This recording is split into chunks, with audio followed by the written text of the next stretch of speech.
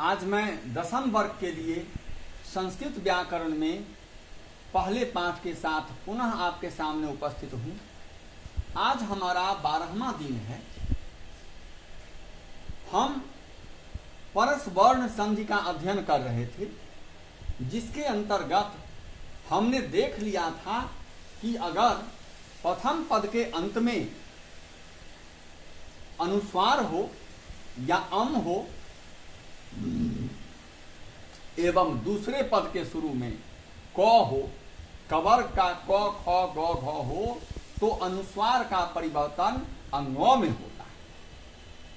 फिर हमने कल देख लिया था कि यदि प्रथम पद के अंत में अनुस्वार हो और दूसरे पद के शुरू में चबर का कोई अक्षर जैसे च, छ, ज, झ, इन चारों में से कोई अक्षर हो, तो ऐसी परिस्थिति में अनुस्वार का परिवर्तन यो में होता है।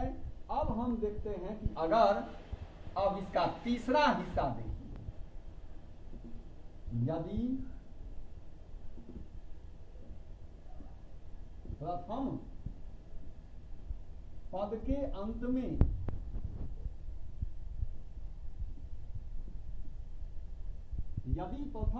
अंत में अनुस्वार एवं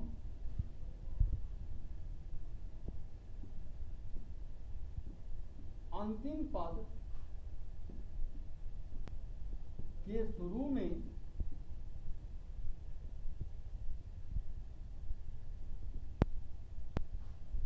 टवर्ग मतलब ट, ठ, ड, ध का कोई भी अक्षर रहे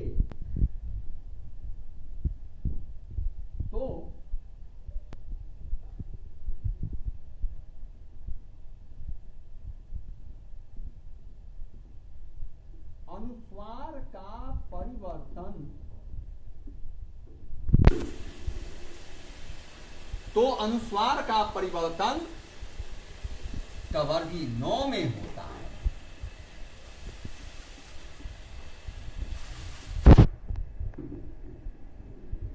मतलब कल हमने जैसे देखा था कि प्रथम पद के अंत में अनुस्वार हो, तो आज भी हम वैसे ही देख रहे हैं कि प्रथम पद के अंत में अनुस्वार ही रहेगा। अब दूसरे पद के शुरू में ट हो या ठ हो या ड हो या ढ हो, इन चारों में से यदि कोई भी अक्षर रहता है तो उस परिस्थिति में अनुस्वार का परिवर्तन टवर्ग के पंचम वर्ण में हो जाएगा, अर्थात टवर्गी नौ में हो जाएगा। अब हम इसका उदाहरण लेते हैं। उदाहरण है इसका कम जो टकह। अब देखिए, दूसरे पद के शुरू में ट है और प्रथम पद के अंत में अनुस्वार है, हम कहते हैं कं। तो ये अनुस्वार और ट इन्हीं दोनों का मेल होता है और इस मेल में अनुस्वार का परिवर्तन टवर्गी नौ में होगा और अब शब्द बन जाएगा कंटकः। ठीक वैसे ही अगर प्रथम पद के अंत में अनुस्वार हो और दूसरे पद के शुरू में ठ रहे, उस परिस्थिति में भी ठीक इसी प्रकार टवर्गी नौ का निर्माण होगा, जिसका उदाहरण हम देखते हैं कम जो ठह।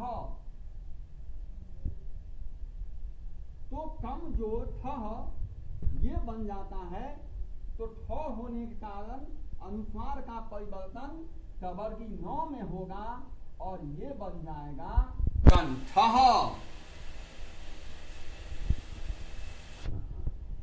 ड को भी देख लीजिए। यदि प्रथम पद के अंत में अनुस्वार जैसे दंड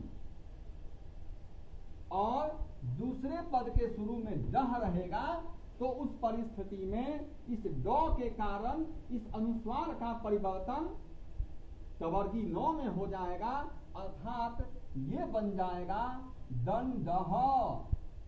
आप ठीक से उदाहरण को देख लीजिए।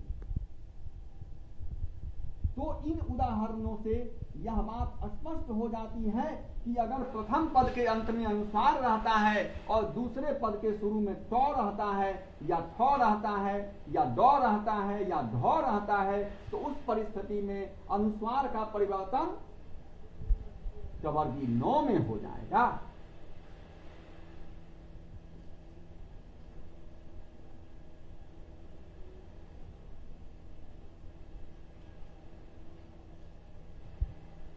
इसी प्रकार अब चौथा भी हम देख लेते हैं।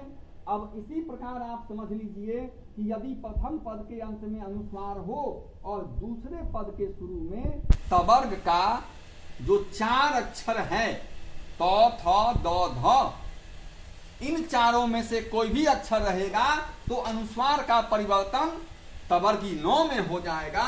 जैसे देखिए साम जोड़ तह। अब देखिए यहां क्या हुआ, अनुस्वार है यहां और यहां पर त है,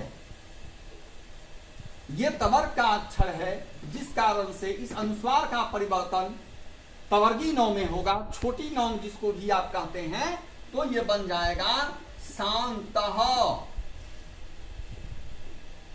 अगर थ रहे तो जैसे मन, प्रथम पद के अंत में अनुस्वार है, फिर देख लीजिए, और दूसरा शब्द है थनम, तो इस प्रकार ये बन जाएगा मंथनम।